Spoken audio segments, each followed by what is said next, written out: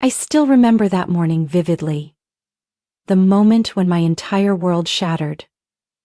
If someone had told me that a heart could break from just a few words, I would have never believed it. Until I witnessed the man I loved most walk out the door, leaving me and our newborn twins behind.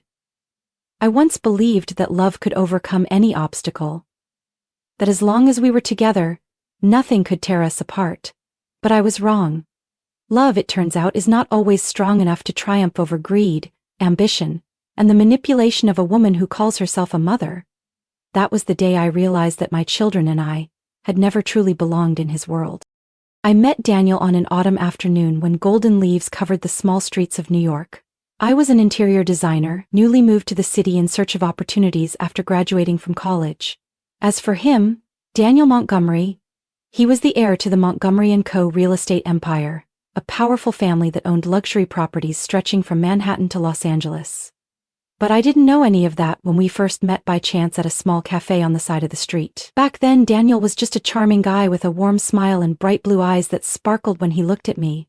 Not a man carrying the weight of an entire dynasty on his shoulders. We fell in love quickly, the way young couples often do when they are filled with passion and hope. Daniel wasn't like other wealthy men. He never flaunted his money, never acted distant or arrogant. Instead, he was kind, gentle, and made me feel like I was the only person in his world. Those first months together were the happiest time of my life. I loved him with all my heart, never realizing that love alone wouldn't be enough to withstand the crushing weight of the Montgomery name and its legacy. When I became pregnant, Daniel was overjoyed. He held me in his arms and promised to protect me and our child forever. But love and promises were not strong enough to stand against his mother, Margaret Montgomery, a woman with piercing gray eyes and a heart of steel. I still remember the first time I met her, just a week after Daniel found out I was pregnant. She invited us to a lavish party at the Montgomery estate, where crystal chandeliers illuminated walls adorned with paintings by famous artists. The moment I stepped inside, I knew I didn't belong there. The women in their extravagant evening gowns eyed me with scrutiny. The men, mostly business associates of the family, barely acknowledged my presence as they moved through the grand room filled with power and prestige. Margaret Montgomery sat at the center of the room, a glass of red wine in her hand, her cold gray eyes scanning me from head to toe. She did not display immediate hostility, instead she wore a polite but utterly insincere smile. But I knew from that very first moment that she had already decided I was unworthy. "Daniel tells me you're pregnant," she said, her voice devoid of any real emotion. How unexpected. I didn't know how to respond. I tightened my grip on Daniel's hand, feeling the tension in his body. He forced a weak smile, trying to maintain a pleasant atmosphere, but I could see the worry in his eyes. Throughout the entire evening, Margaret said nothing more to me, but I knew this wasn't over. And just as I had feared, a few days later Daniel began to change. He became distant, lost in thought, frequently sleepless, and constantly receiving mysterious phone calls from his mother. When I asked, he simply reassured me that everything was fine, that I had nothing to worry about. But the unease inside me grew stronger with each passing day. By the time I gave birth to our twins, I was certain that something was wrong. Daniel was still there at the hospital, still smiling gently as he held our babies in his arms, but there was an invisible wall between us. A distance I couldn't cross. And then, on that fateful morning, I got my answer. Daniel stepped into our small apartment, his eyes hollow, his shoulders heavy as if he were carrying an entire mountain on his back. I was holding our newborns, gently rocking them to soothe their cries. When I saw him, I smiled, believing he had come to start our new life together. But that smile quickly faded when I saw the look on his face. "We need to talk," he whispered. I placed the babies in their crib and turned to him with growing concern. "What's wrong, Daniel?" He didn't answer immediately. He swallowed hard, his eyes avoiding mine. "I can't do this anymore," he finally said, his voice weak and trembling. "I just can't." My heart stopped. "Can't do what?" Daniel took a deep breath as if the words he was about to say would destroy everything. I have to leave." The air in the room turned ice cold. I could feel my heart shattering, each fragment piercing deep into my chest. "Leave?" I repeated, my voice barely a whisper. "What do you mean, Daniel?"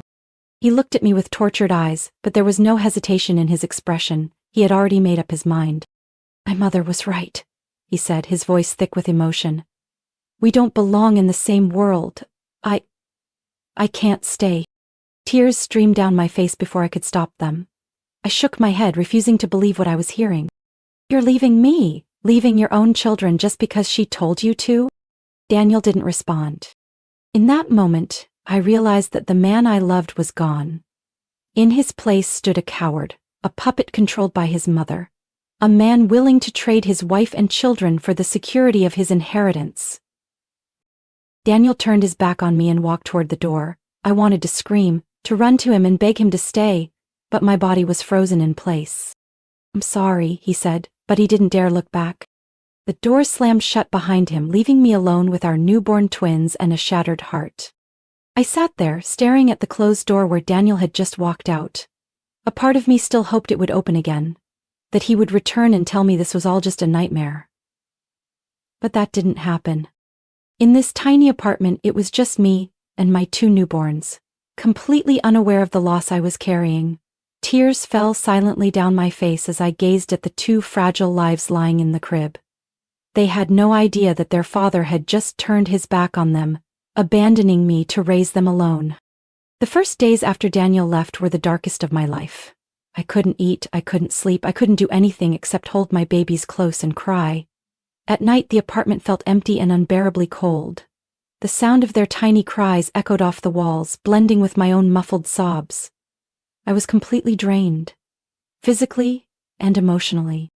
My body still ached from childbirth, but the physical pain was nothing compared to the feeling of being abandoned.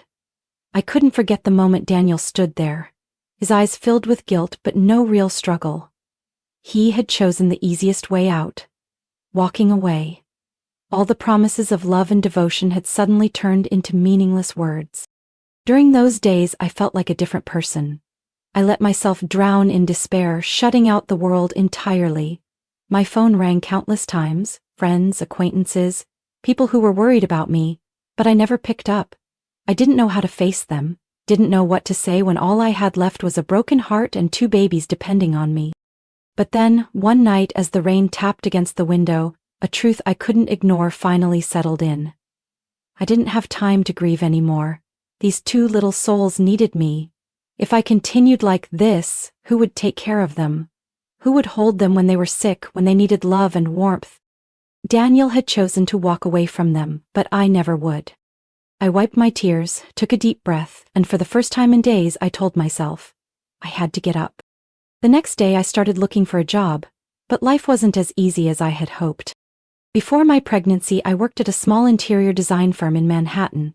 However, as my due date approached, I had to take a break to prepare for the arrival of my twins. After Daniel left, I wanted to return to work, only to find that my position had been replaced. No one wanted to hire a single mother who had just given birth, someone who couldn't work late hours or maintain the flexible schedule that other employees could. I sent out countless job applications, but every single one was rejected. Some recruiters were blunt, telling me outright that I wasn't a good fit because I would have to devote too much time to my children. Others were more polite, simply stating that they needed someone who could give their full commitment. Something they didn't believe I could do. Every rejection email felt like another failure. But I couldn't give up. I had no other choice but to keep searching.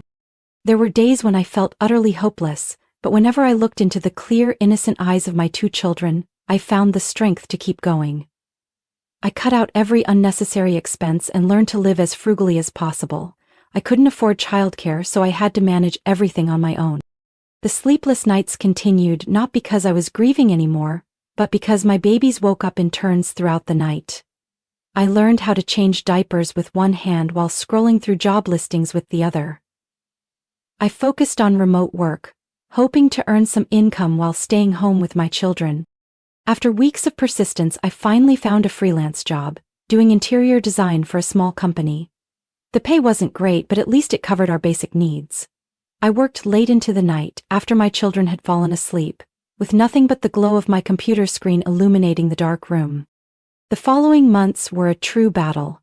I was a mother, an employee, and the sole provider for my family. There were days when exhaustion weighed so heavily on me that I wanted to give up, but I couldn't. I had already lost so much. I couldn't afford to lose myself too. Gradually I realized that my pain wasn't as sharp as before. It was still there, lingering like a wound that hadn't fully healed, but it no longer controlled me. I was no longer the weak woman crying in the corner of a room.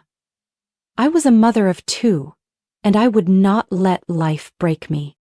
I still didn't know what the future held, but at least I had started walking my own path, and this time I wouldn't let anyone decide my fate for me. I had grown used to long, sleepless nights. When my children finally drifted into deep sleep, I would sit in front of my computer, the pale blue light casting soft shadows on my tired face. Freelance interior design work barely covered our expenses, but I knew I couldn't keep living like this. I needed something bigger, something that truly belonged to me. The idea came to me one late afternoon as I was folding clothes for my twins. I realized that most children's clothing on the market looked the same, nothing special. The well-designed outfits were ridiculously expensive, while the affordable ones were poorly made. I thought to myself, why not create clothes that were both beautiful and comfortable for kids? I wasn't a fashion designer, but I had always loved creating things. When I was a child, my mother taught me how to sew tiny dresses for my dolls. She was no longer around, but those skills had stayed with me. So, I decided to give it a try. I borrowed an old sewing machine from my downstairs neighbor and started with simple pieces. Soft newborn onesies, stretchy leggings, and little dresses for baby girls. At first, I only made them for my own children, but when I posted pictures online, a few friends asked me where they could buy them. That was the moment I realized I had an opportunity. I didn't have much money to invest, but I had determination. Every spare dollar I earned went into buying fabric and supplies. I taught myself how to sew better, how to create more refined designs, and how to run an online business. It was harder than I thought. I listed my products online, but no one seemed interested. I emailed mom and baby bloggers but received no replies. Once I even got a small order, but the customer canceled at the last minute. The rejections piled up, and I started questioning if I was just wasting my time. But then, one night, as I watched my babies sleep peacefully in the outfits I had made for them, I knew I couldn't give up. I had come too far to turn back. I changed my approach. I took better, more professional photos of my products, built a small website, and started a blog, where I shared my journey as a single mother and how I was building my brand from nothing. I joined parenting groups on social media, sharing my experiences while subtly introducing my products. Slowly, little by little, the first orders began to come in. My very first customer was a young mother in Chicago. She ordered a newborn outfit for her baby girl. When I received the payment notification, I burst into tears, not because of the money, but because it was proof that I wasn't hopeless. Then came the second order, the third. Soon I started receiving messages from mothers thanking me, telling me how soft and comfortable my clothes were for their babies. Some even sent pictures of their little ones wearing my designs, their tiny faces glowing with joy. I named my brand Little Blessings because that's exactly what my twins had given me. A reason to keep going. The following months were an endless battle. I worked day and night, caring for my children, sewing clothes, packing orders, and managing my website. My small apartment had turned into a mini sewing workshop, with piles of fabric stacked everywhere and spools of thread scattered across the floor. Every morning I woke up before my children to answer customer emails. In the afternoon, while they napped, I cut fabric and sewed. At night, when everything fell silent, I stayed up learning about marketing, advertising, and brand development. I was exhausted, but I had never felt more alive. Then one day something unexpected happened. One of my posts went viral on social media. A well-known mom influencer on Instagram shared her love for Little Blessings, praising the quality and elegant design of my products. Overnight, my inbox was flooded with messages and orders skyrocketed. I couldn't believe my eyes. I had to call a friend to help me pack shipments because I couldn't keep up with the overwhelming demand. I quickly found a small local workshop to help produce my most popular designs. In just 6 months, Little Blessings had transformed from a small online shop into a well-established name in the children's fashion industry. I was no longer just working to survive. I was building a future for myself and my children. For the first time in years, I felt proud of myself. One evening, as I was folding clothes to prepare for shipping, I received an email from a major mother and baby retail chain in New York. They wanted to collaborate, to bring Little Blessings into their stores. I set my phone down, my hands trembling. This was an opportunity I had never dared to dream of. I turned to look at my sleeping children, my heart swelling with gratitude. I had lost so much, but in the process, I had found myself. And I knew this was only the beginning. I never thought I would be standing here today.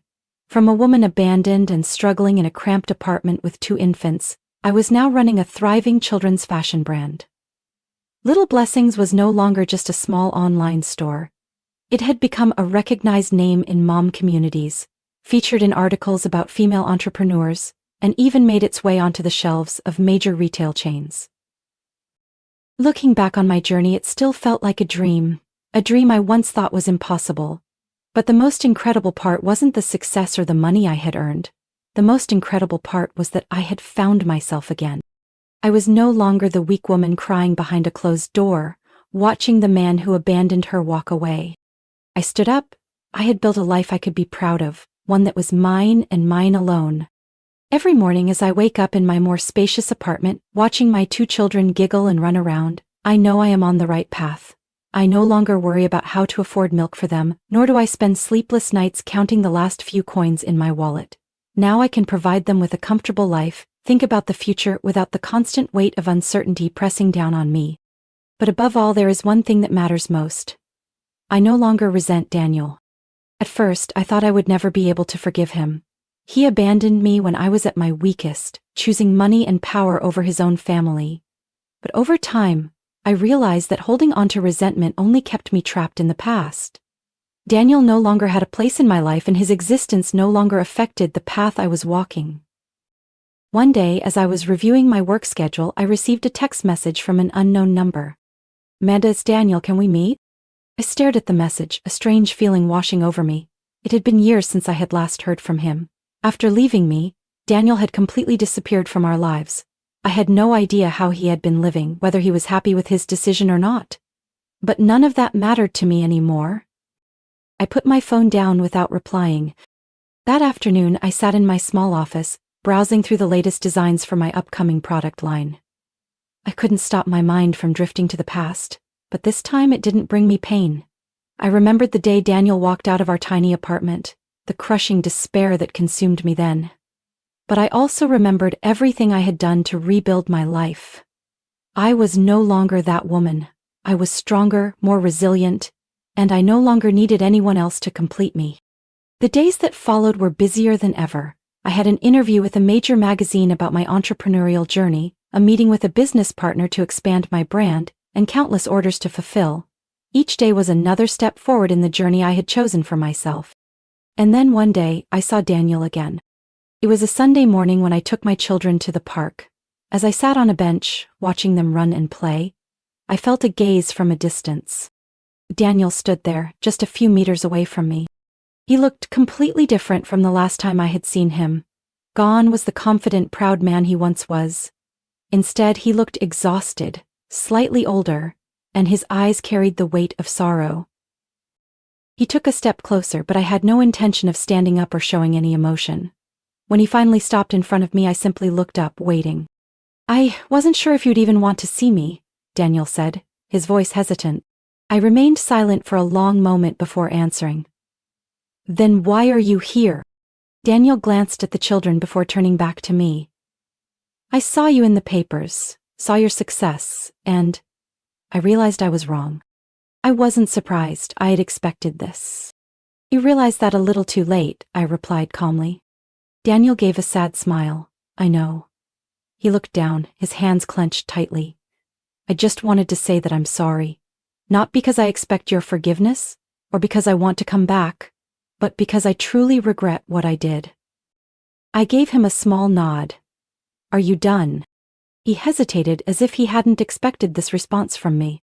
I looked directly at him, without anger, without sadness. "Daniel, I've come a long way to be where I am today, and none of that has anything to do with you anymore." I didn't say anything else. I simply stood up and walked toward my children, leaving Daniel standing there alone.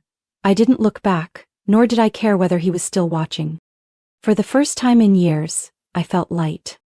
Daniel had once been a part of my story, but he was no longer the main character.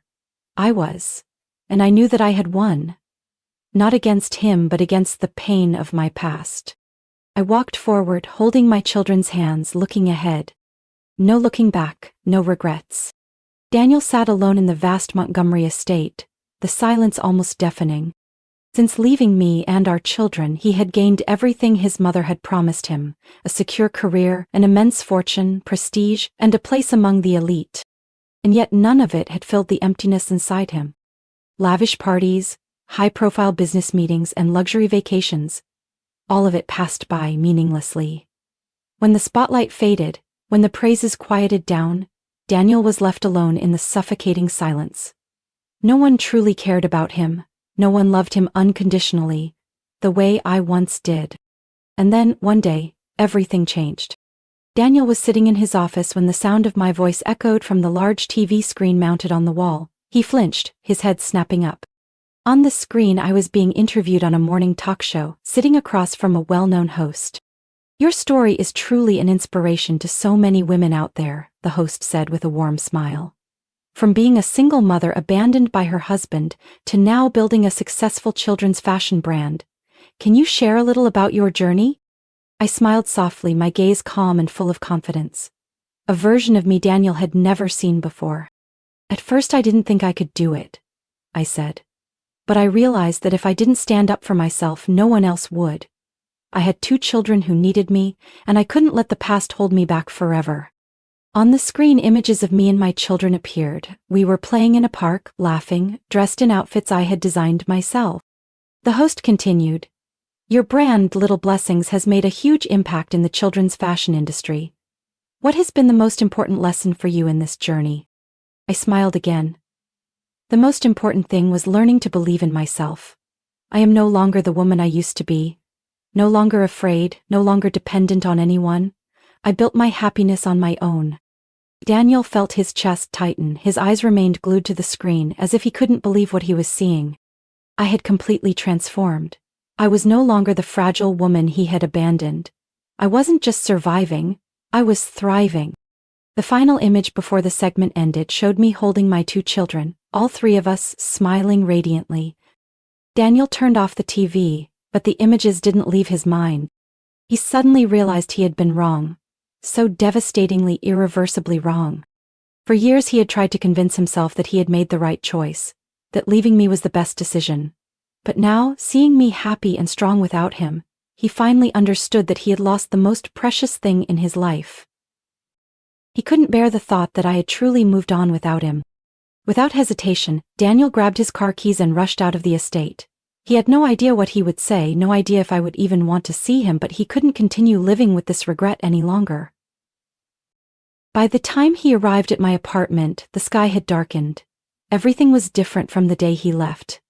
Back then, I lived in a small, cramped apartment, but now, I had moved into a spacious, elegant home. Modern yet warm. Daniel stood at the door, his heart pounding. He wasn't sure how I would react, but he knew he had to try. He rang the doorbell. A few seconds later, the door opened. I stood there, still me, yet no longer the same. I was stronger, more confident, and my eyes no longer carried any trace of sorrow when I looked at him. Daniel opened his mouth but didn't know what to say. I crossed my arms, my voice calm. "What are you doing here?" Daniel swallowed hard. I saw you on TV." I remained silent, waiting. He exhaled, trying to steady himself. "I was wrong, Amanda. I was wrong from the beginning. I should never have left you. I let my mother control my life and I lost everything." I tilted my head slightly, my expression unreadable. "And now you realize that?" Daniel nodded, his eyes filled with regret. "I know it's too late, but I need you to know that I truly regret it. I don't expect you to forgive me. I don't expect another chance. I need you to know that you were the only person I ever loved."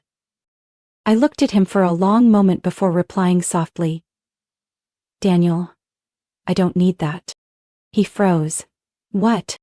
I smiled, but it wasn't a soft smile. It was a smile of liberation. "I don't need to know whether you loved me or not. I've moved on. I've built a life that I'm proud of, and you are no longer a part of it." Daniel stood frozen, as if he had finally come to terms with the truth. I continued, You chose your path a long time ago, and so did I. Now I'm happy, and I don't need a painful past coming back to disrupt my life." Daniel lowered his head, his eyes filled with sorrow. He knew he couldn't change the past. I took a deep breath and spoke softly. "Take care of yourself, Daniel." Then I closed the door. Daniel stood there for a long moment, staring at the closed door in front of him. A light breeze passed by, carrying a deep sense of loss with it. He had everything, then lost it all. And this time he knew there was no getting it back. Daniel remained standing outside, motionless before the door that had just shut in his face. A part of him wanted to knock again, to beg for a chance, but deep down he knew it was pointless. I was no longer the woman I once was, the woman who had pleaded through tears for him to stay. I had moved on. I had built a life without him, and Daniel was finally forced to face the reality that he had lost everything. He turned away, his steps heavy as he walked out of the apartment complex. A sharp gust of cold wind slipped through his coat, but he didn't even notice. His mind was empty, except for the echo of my words ringing in his head. "You are no longer a part of my life." Those words cut through him like a knife, but there was no one to blame but himself. By the time he returned to the Montgomery estate, the grand mansion loomed against the night, its golden light spilling through the towering windows. It was still as magnificent as ever, still a symbol of power and status. The very things he had chosen over his own family. But tonight all Daniel could see was how empty and lifeless it felt. He stepped into the vast foyer, where the scent of oak wood and his mother's expensive perfume lingered in the air. Everything was perfect. The intricate Persian rugs, the oil paintings on the walls, the carefully placed luxury furniture. But there was no warmth in any of it. Margaret Montgomery sat in her usual armchair, swirling a glass of red wine in her hand. When she saw her son walk in, she didn't look surprised. "Where have you been?" Her voice was as cold as ever. Daniel didn't answer right away. He shrugged off his coat, placed it over a chair, and walked to the bar, pouring himself a glass of whiskey. "I went to see Amanda," he finally said, his voice hoarse. Silence filled the room for a few moments. Margaret set down her wine glass and let out a long, unimpressed sigh. "I suppose you've realized that you no longer have a place in her life." Daniel turned to her, his gaze dark. "You knew?" She smirked. "Did you really think a woman you abandoned would sit around waiting for you forever?" Her words made Daniel tighten his grip around the glass. "You say that as if this wasn't your fault." Margaret let out a small chuckle, but there was no warmth in it. "My fault?" "Daniel, I simply guided you toward the path you were born to walk. You are a Montgomery heir, not some ordinary man with a small, forgettable family. I gave you everything." Daniel scoffed bitterly. "Everything? You really think I have everything?" He slammed his glass down on the table, the liquid spilling across the polished wood. "I have money. I have a career. I have power. But do you know what else I have? Emptiness. Every morning I wake up in this mansion and walk into an office full of people who don't respect me for who I am. They respect me because I'm a Montgomery. I'm surrounded by people, yet I've never felt more alone." Margaret said nothing, her expression unreadable as she watched her son. Daniel continued, his voice unsteady. "Meanwhile, Amanda moved on. She succeeded without me. Our children grew up without me. And He let out a bitter laugh. "All I have left is this place, you, and everything you call everything." Margaret tilted her head, folding her arms across her chest. "So, what do you want, Daniel? Do you expect me to apologize for helping you secure your future?" Daniel laughed, but there was nothing but bitterness in it. "No, Mother, you never apologize. You never regret anything you do." He exhaled sharply, shaking his head. "But I do." He looked straight at his mother, the once bright blue eyes now clouded with exhaustion. "I regret listening to you. I regret losing Amanda. I regret not being there when my children took their first breaths. But most of all, I regret letting you control my life for so many years." Margaret narrowed her eyes slightly, for the first time appearing unsettled by her son's words. Daniel took a deep breath, as if gathering the last of his courage to say what he needed to say. "I'm leaving." Margaret sat up abruptly. "What did you just say?" Daniel glanced around the mansion one last time, his gaze sweeping over the paintings, the luxurious furniture, the expensive decor he once thought he couldn't live without. But now, all of it felt like an empty shell. "I'm leaving," he repeated slowly and clearly. "I can't keep living like this. I don't know where I'll go, I don't know what I'll do, but I can't stay here." Marguerite stood up, her usual composed tone cracking. "You're acting like a fool, Daniel. Do you really think you can walk away from everything? If you step out of that door, you will lose your inheritance, lose everything I have built for you." Daniel smiled, but it wasn't a smile of happiness. It was the smile of a man who had reached his breaking point. "You're right. If I leave, I'll lose everything. But you know what? I lost the most important things a long time ago." He turned, grabbed his coat, and walked out of the mansion. This time, no one ran after him, no one stood at the door to stop him. Only a solitary figure walked away from the extravagant world he once thought he couldn't live without.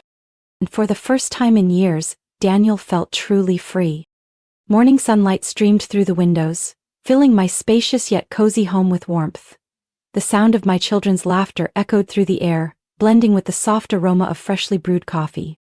I sat at my desk, fingers gliding over the keyboard, reviewing the latest contracts for Little Blessings, the brand I had built from nothing. I had come a long way to be here today.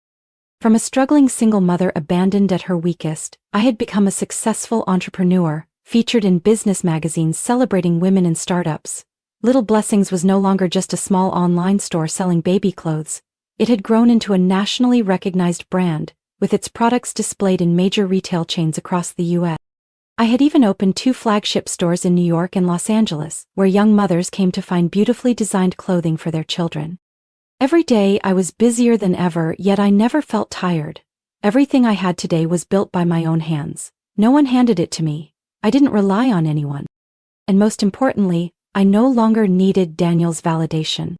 The day he walked away from the Montgomery estate, leaving behind the luxury he had once fought so hard to protect, I didn't even know. It wasn't until much later that I heard he had given up his inheritance, cut ties with his mother, and started over from nothing. But that no longer mattered to me.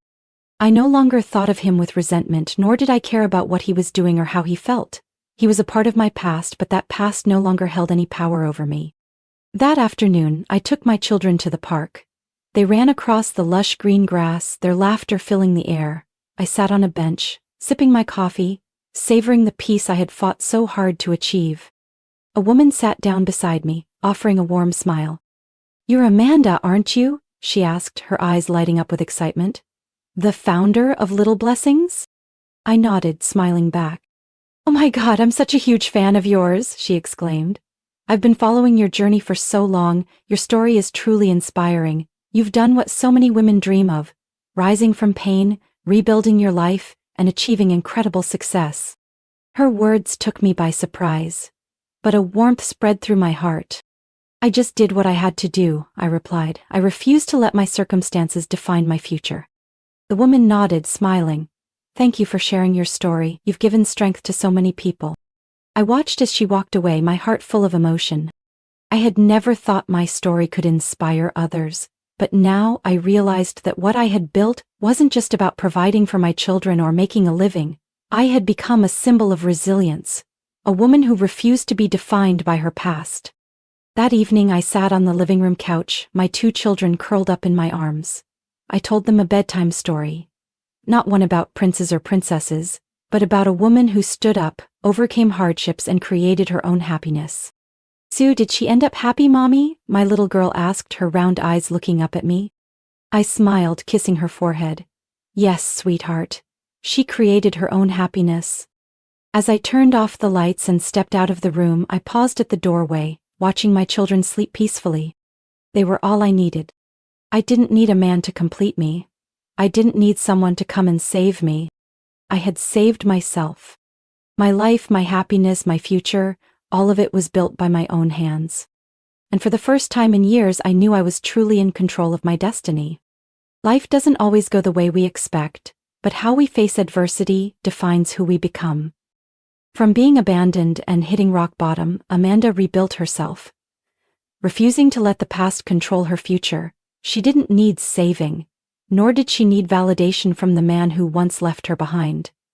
Her success, happiness, and freedom were all her own doing. This story isn't about revenge or regret. It's about growth, resilience, and reclaiming one's life. It stands as proof of the strength and determination of a woman in the face of adversity. What do you think about Amanda's journey? Do you agree with her decisions? Share your thoughts in the comments, and don't forget to follow the channel for more inspiring stories about life and family.